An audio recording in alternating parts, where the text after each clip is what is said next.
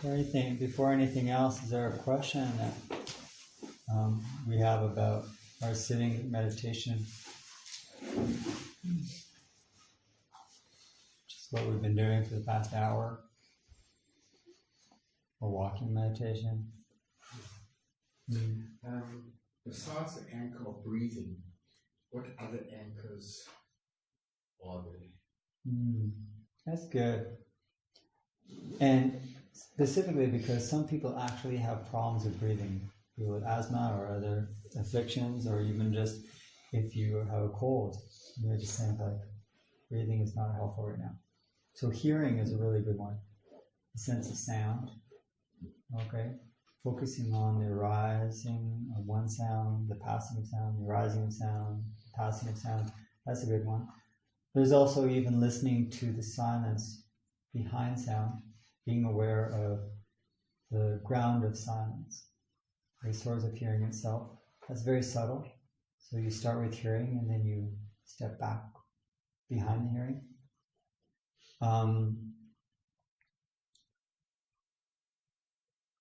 There's also using a koan or a mantra, a word. You can use if you had a mantra. It's not just for the sake in Zen of having some sort of breakthrough, but mantras are often used. The mantra that we just said of the Heart Sutra, the Gate, Gate, Paragate, Parasangate, Bodhisattva, that's used also in meditation. So finding a word or a mantra or a phrase that becomes like your anchor. In walking meditation, and for those who have a bit more difficulty with sitting, does it mean you can't meditate? No, you can't have present mind. I mean, everybody has present mind. That's what we're trying to realize. Our birthright is that natural awareness. How do we realize it more on a daily basis? That's what makes it practice. So sitting meditation is one posture. Breath in sitting meditation is one technique in that posture. When you're walking meditation, breath is no longer in the foreground of that. That's no longer your anchor, but it's just physical sensations of the walking itself, the touch of the ground on the soles of your feet. That becomes the focus, and the environmental sensations that you're getting as you're walking. Everything is pulling you and reminding you where you are and when, which is here and now. So basically our five senses are really ways that we find ourselves. We remember where we are and what we're doing. Now in Buddhism, they also have the sixth sense, which is the sense of the mind sense, which is the thinking. And the thinking is seen just equal to all the other five senses. So when you're sitting and you're thinking, okay, I'm watching my breath, well, there's another sense which is being activated, which is your mind. So even just watching thoughts can in itself be another anchor. So instead of going with the thoughts, which means you're distracted, you're actually stepping back and watching them. So anything that you're experiencing is your moment. Now, which one do you actually choose as a single focus? Generally, we choose one of the senses, one of the physical senses. Because otherwise, we're going to start getting involved in the thinking. Using the sixth sense, meaning the thinking sense, is more subtle. Because it's really easy to think I'm looking at thought, but actually I'm following the thought. Or I can kind of be half looking at it and enjoying the daydream at the same time. Like going along with it. So it's sort of better to go back to something physical that you're not going to start thinking about too much.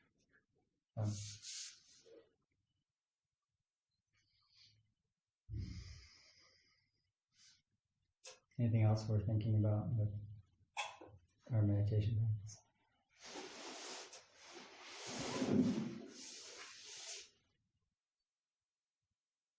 How long you should do it at home? Anywhere from 5 minutes to 5 hours, I guess. Depends how much time you have. Doesn't matter how long, matters how frequently. That's more important. daily practice versus long weekly practice, go for the daily practice. Like, I mean, you can not meditate at all and then go on a retreat. Probably going to have a hard time. It's like thinking you're going to do some sort of long trek in Nepal when you've been sitting in an office for a year. Like, it's going to be hard. You'll have some highs, but it'll be hard. So, train now.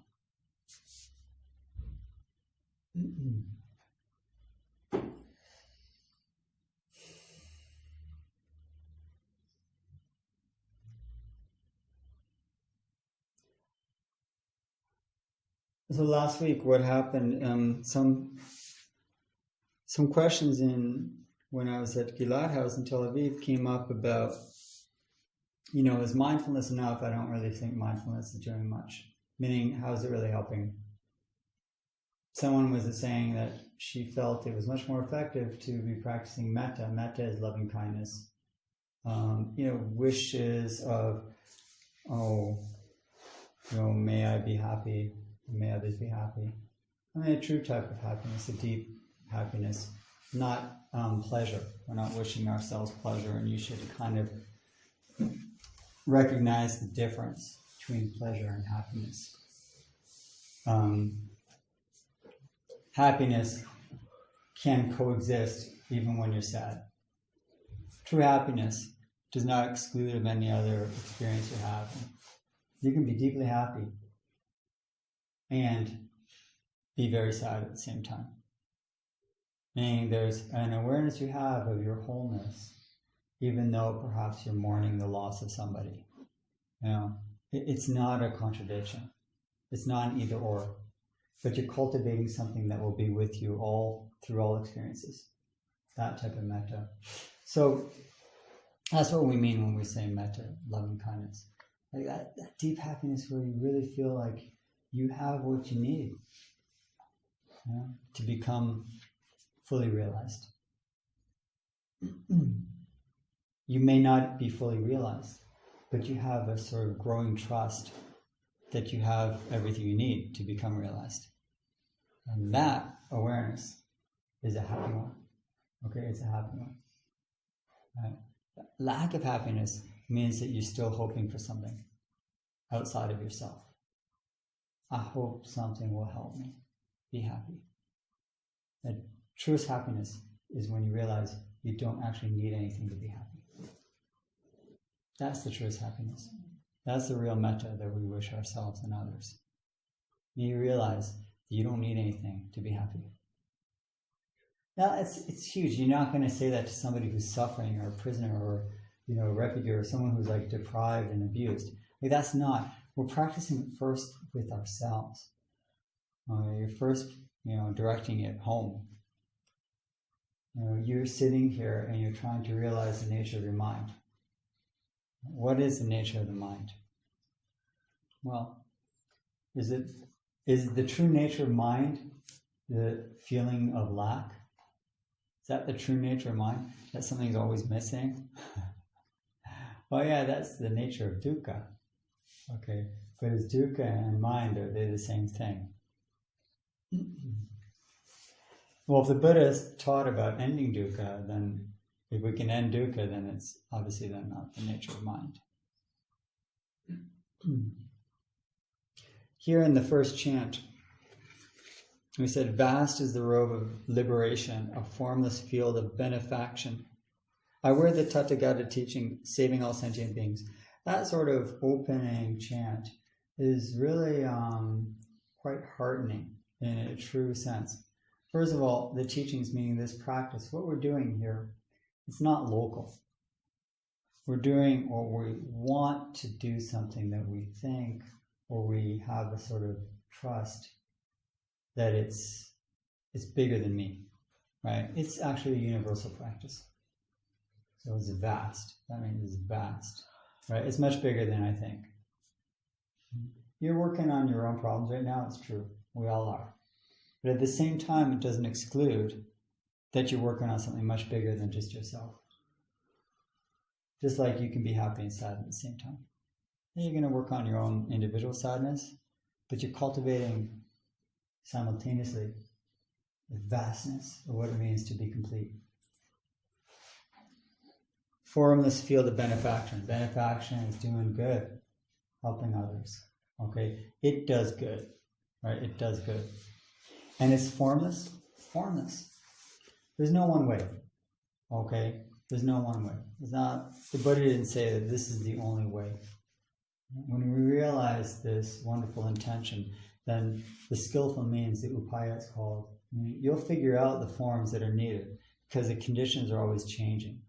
If there's just one form, then what happens when the conditions change? Well, they're in constant flux. That's the impermanence. Things are unstable. So you have to adapt, right? But you're adapting from the sense of, it's a formless field of benefaction. That whatever changes happen, I hope it'll be for the best. I hope to serve some good out of these changing conditions. I wear the Tathagata's teachings, saving all sentient beings. So, that's why we're doing what we're doing. Okay, that just puts it in the frame of intention. Which brings me to the sense of, when we understand that that's sort of the intention of sitting and mindfulness practice, right? Yeah, sometimes you're just dealing with your confused mind and with the difficulties you have. You step back and you can remember now and again, hopefully on a daily basis, you remember why you're doing this. Right? You're entering into this formless field of benefaction. Right? That's why. I just don't want to be more mindful. What does that even mean, more mindful? More aware of my present moment? For what? For what? You have to ask yourself, for what? What's it good for? Right? Maybe it's just going to make me kind of, I don't know, more present, less distracted, and more efficient. Maybe.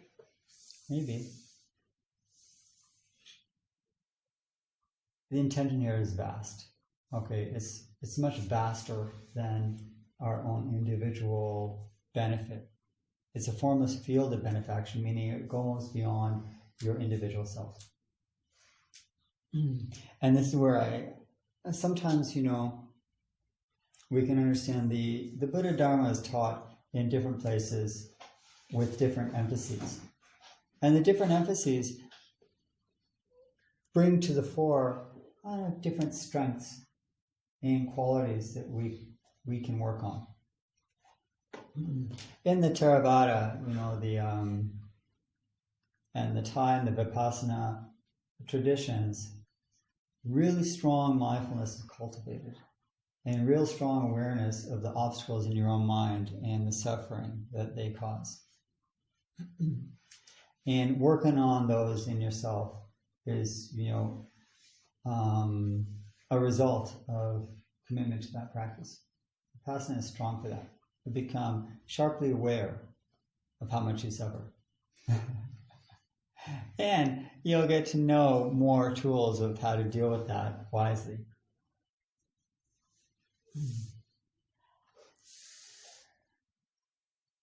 Now, in the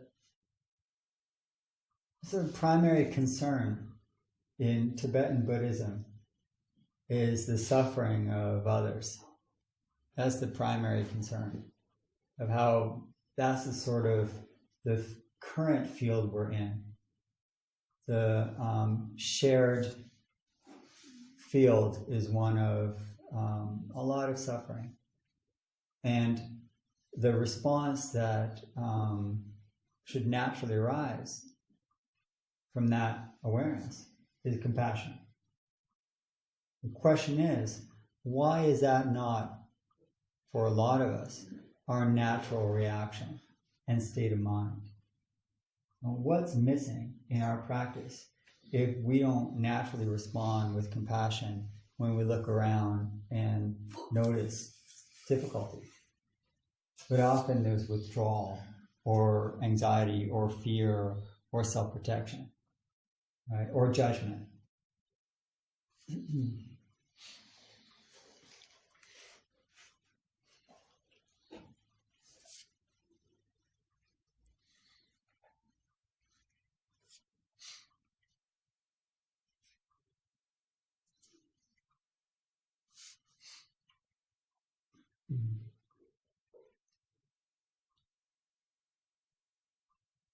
I was just watching this talk by this African woman who from Togo. There was this talk entitled 5 Ways to Recognize If Your Government is Becoming a Dictatorship.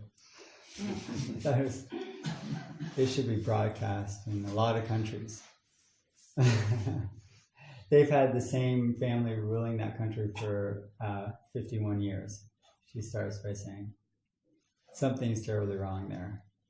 But they can't get out of it. And she said that a lot of people, when she would share the problems and the real abuse and the terror and everything that keeps that family in power, the response that outsiders have is often, well, why don't you do something about it?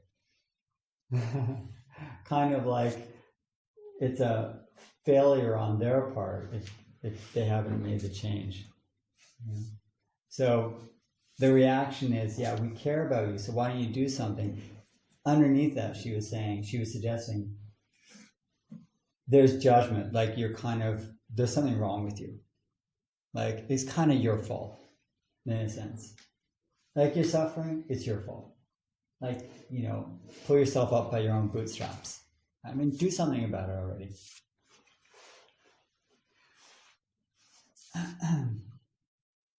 And I think there's that's a common reaction when we learn about suffering around us, among others. There's a type of sense of, like, if you were more aware, you'd be able to change your situation, right? Or let us help you and teach you how to do it.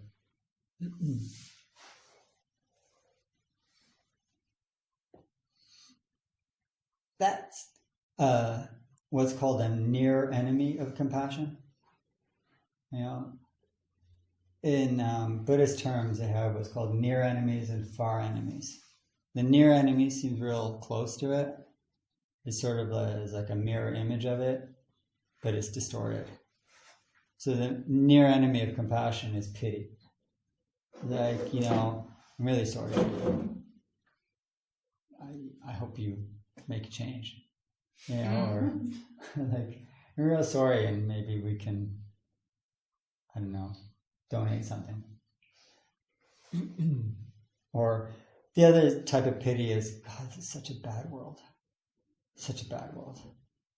People are so terrible. This is so terrible. What can we do about it? And that's pity.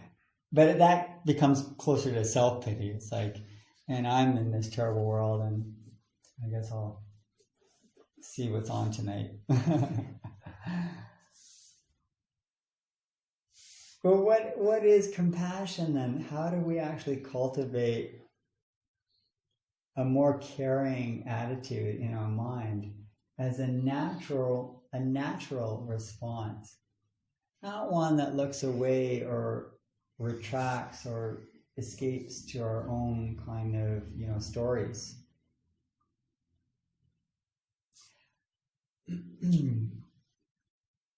And also one that doesn't have this sort of illusion thinking, if I wish you well, it'll actually change things.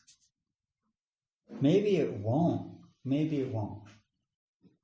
But just as with metta, with loving kindness, the first place you have to try to change is your own awareness and your own heart and your own openness and non-judgment.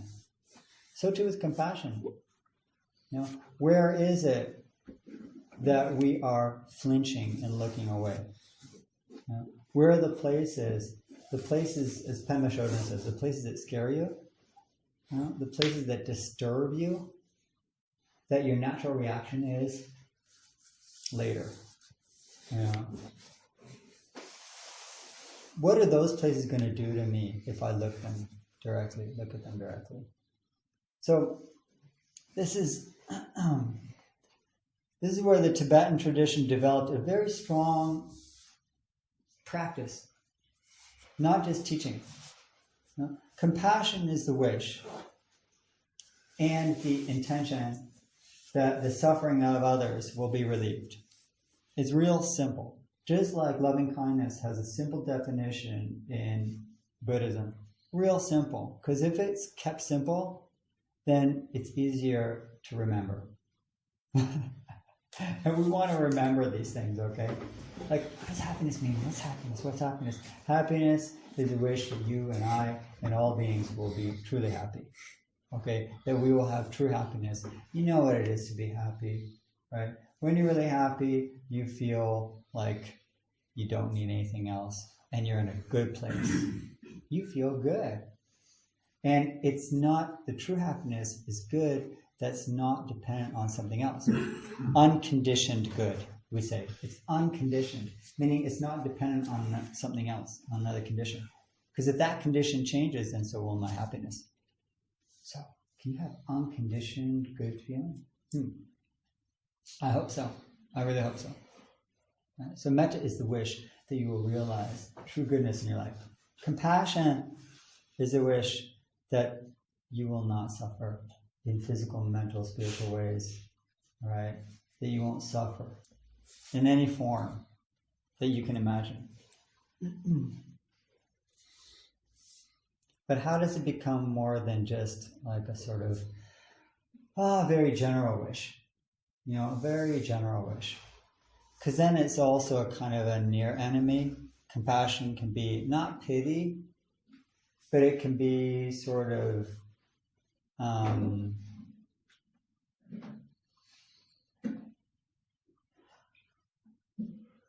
talk. It can be talk and not feeling, right? So how do we extend beyond that? And this is where the Tibetan tradition created something called Tonglen. Tonglen means in Tibetan giving and taking, or offering and receiving. That's what the literal word means, giving and taking. And it's called giving and taking meditation. In Tibetan tradition, they emphasize something slightly different than just observing changing states and sensations in your body and in your mind, thoughts. Rather than just observations, they developed techniques of visualization. So that you would have, in some forms even, you would have highly detailed visualizations. Sometimes they would have very, very complex visualizations that would build up through different trainings and initiations to, visualize a temple or a demon or a Buddha in such fine detail that you would need to hold your concentration so strongly in order to maintain that image. That was the point of all the detail. If you think of anything else, poof, it's gone, right? So it was highly training your mind. Here, though, we're training the mind to do something else. Why is it called giving and taking? Well, here's the point. Okay. Yeah. What are you taking? You're taking the suffering of others, and you're giving them light and relief. So you're doing an exchange. You're doing an exchange. You're suffering, give it to me. I'll take it, and I will give you in return all the goodness you need. That's the trade. Fair? Right? Now, well, that sounds a bit odd, right? Especially when it goes a bit further. The way the visualization happens is it's in tandem, it's in connection with your breath. So when you breathe in, you are to visualize the suffering in the form of black smoke, toxic black smoke, okay? Try to imagine some sort of chimney, right, in a power plant, spewing out black smoke. Then imagine that black smoke coming from a person, and that's all the evil in their lives. That's the badness, that's the suffering, that's the fear of terror, that's maybe the anger, maybe that's the hatred, maybe that's the pain, just physical pain that they have. And it becomes manifested and expressed as black smoke that you breathe in. You take it in. That's the taking and the receiving, right? You actually invite it into your lungs, into your body. What does that arouse in you when you think about, even just to think, I'm going to breathe in toxic smoke right now? I'm going to breathe in as fully as I can? Well, of course, it's going to generate, most probably for most healthy people, some aversion and fear. Like, what? What's the point? Like, I wouldn't do that. I would never do that. Let me just give the light, and maybe it'll disappear on their side. No, that's not how it works. The key to this practice is that it breaks down the separation between you and the other. And you can't break it down. You can't help from a distance. You have to connect on a visceral level, on a physical level. You have to connect to their suffering. And you do that by visualizing their suffering in the form of black smoke that you breathe in, that you take in like a vacuum. You take it out. You clean up that dirt, that pain, that suffering. That is the power of this practice. That you take it in, and because you have an enlightened heart, when you fully take it in, it's exhaled as light, as healing energy. It doesn't remain toxic. And you're still sitting and breathing. It didn't kill you. What it starts to kill is your ego, that you are better, or that you know what, or that you can't do this. Even saying you can't do that is ego, okay? Any comment you can make is coming from your sense of self. The point of this practice is to get over yourself a little and help in another way, right? To try to help in another way. That's what this is. And the first thing we want to do is to break down some of the separation we have between ourselves and others, especially in our own heart. So you breathe that into your heart, into your enlightened nature, into your own crystal mind. And then what comes back out, right, is pure light. So then you visualize, again, it's a visually oriented meditation. You visualize as you exhale, okay, purifying, healing energy in the form of golden or white light exits your nostrils and reaches them. And that's what they receive. So you give them enlightened healing light. You take in toxic black smoke. You feel as you breathe it in, closed and claustrophobic and threatened. Yes, because you're taking that from them. You shouldn't be taking it in and saying, give it all. No, you should be taking it in, feeling the fear that they fear. You should feel a little disturbed. You should feel a little apprehensive. Of course. Who wouldn't, breathing in black toxic smoke of the suffering of another person? Who wouldn't? So yeah, you breathe that in, and part of the suffering is the suffering you experience through the anxiety and fear of breathing in and taking in suffering from someone else. Like, just give me the light. No, we have to work with the suffering. You have to take the poison and turn it into a cure. This is the key of this practice, that you let go of your fear and aversion to the poison. Because in your enlightened mind, you can transform it into the very cure, the same thing. Yeah.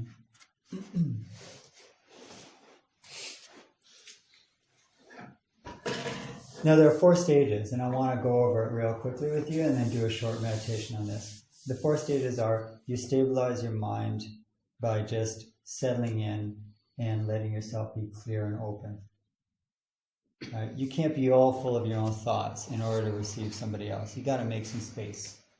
So the first thing is just coming back to your breath and making a bit of space.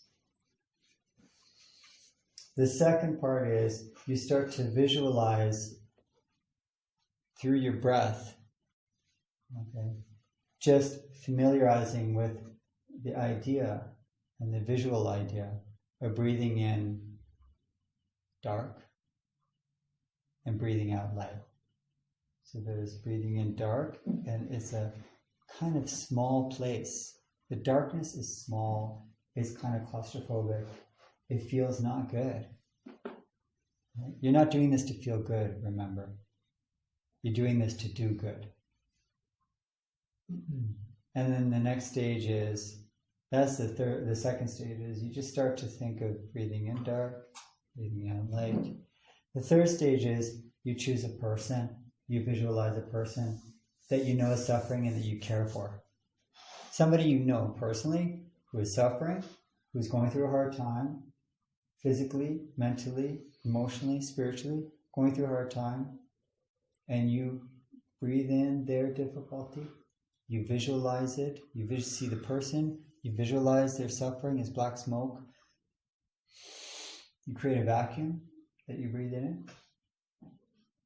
As soon as your lungs are full, it's transformed through your compassion into white light that you breathe out, and it reaches them, it bathes them in light.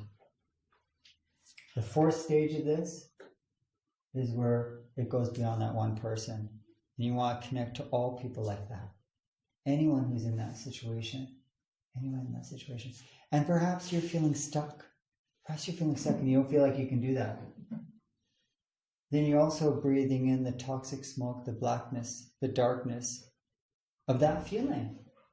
Of that feeling of small and useless and unable. And then you connect to all people who feel that way. You're breathing in that smoke, the smoke of limitation, of separation, of helplessness. You're breathing out light to yourself and others. And then we come back to the breath. So, let's try this out for a couple of minutes.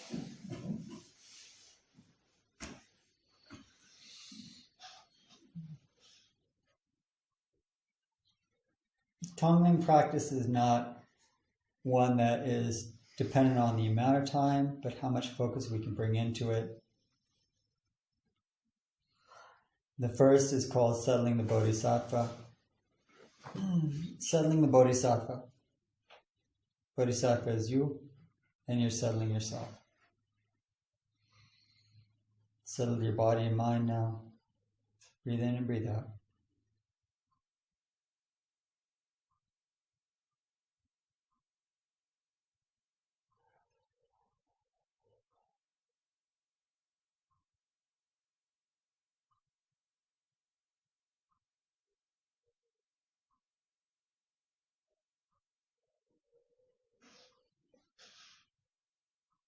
Let your mind settle, your thoughts settle. You're where you need to be.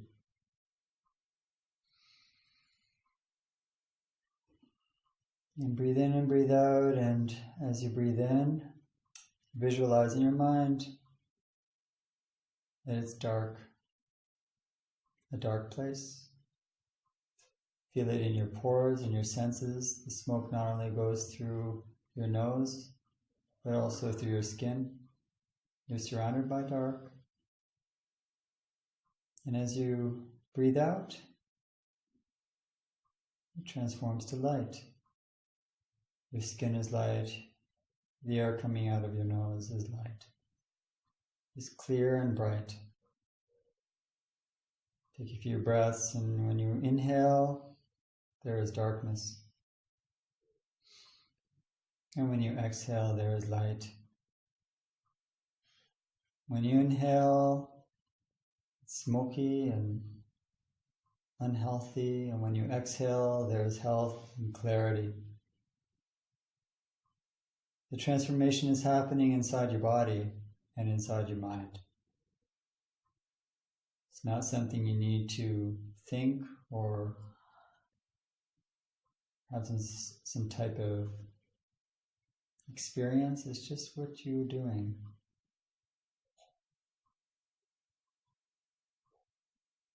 And now with that same rhythm, visualize a person that you know, someone you care for, and that person is experiencing some suffering right now. Visualize that person, try to see them clearly.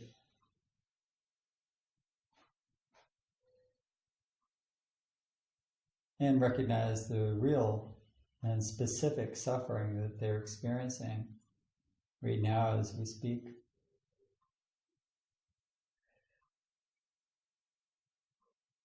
And now visualize that suffering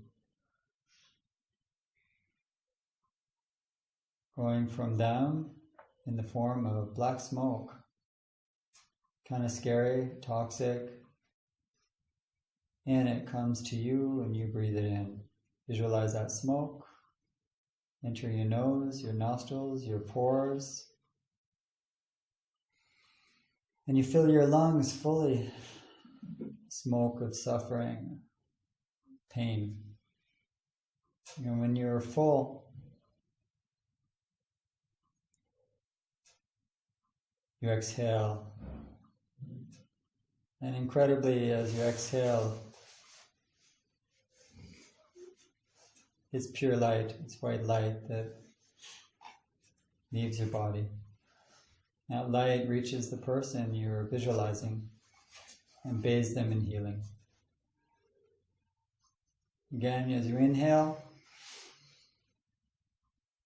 the suffering they experience in the form of black smoke reaches you, you receive it fully.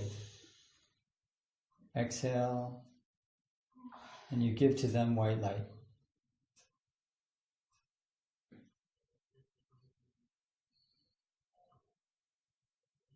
And you take a few breaths like that and you realize a little bit that the more suffering you take in, the more light you have to give.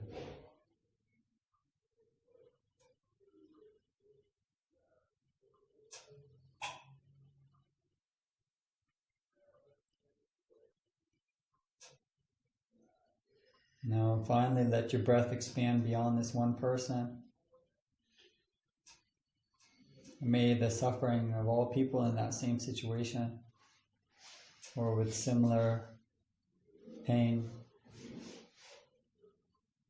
in the form of black clouds of smoke reach your nose and you breathe it in. And you're breathing in also your fear and your apprehension, your discomfort, your doubts, your limitation. Breathing in all the pain that separation and ego create. The sadness you carry, you breathe that in. Feeling stuck, breathe it in. This is the black smoke, and you breathe out, and this white light. As soon as it goes in, transforms the purity of your intention.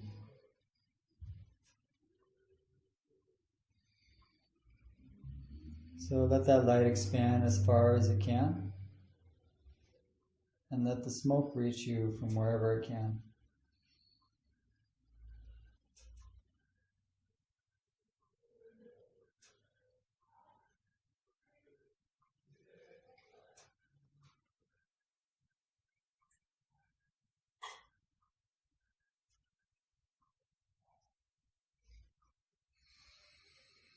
And then take a breath and come back to just the sensation of breath and letting the smoke and the light and the visualization and the person and the people just fade from mind.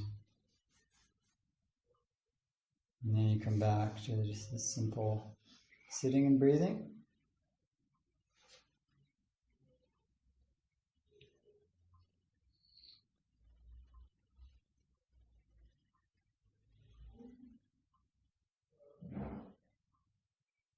And the simple appreciation of being here, being able to practice.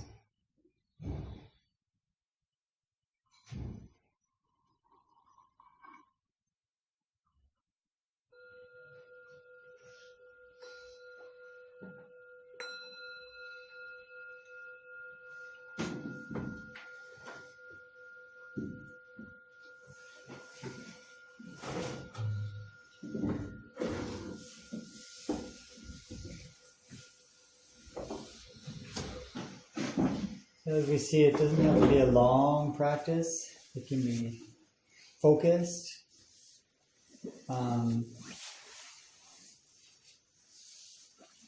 One teacher recommends, rather than doing it in specific sittings, wherever you notice that there's some difficulty happening, you can pause and breathe it in. You see somebody really angry in their car, on the street, instead of thinking like, what's wrong with them? It doesn't matter. You actually take it. You take it from them. Wherever you see something happening, wherever you read or hear about it or feel it in yourself, and even the feeling that you can't do it, that you can breathe in too. You can even breathe in as smoke. You're feeling that this isn't working. All the doubts you have, you can turn that into light. So it's a very portable practice. And the first thing it does is break down some of the definitions you have of who you are and who they are. We're just sharing this right now.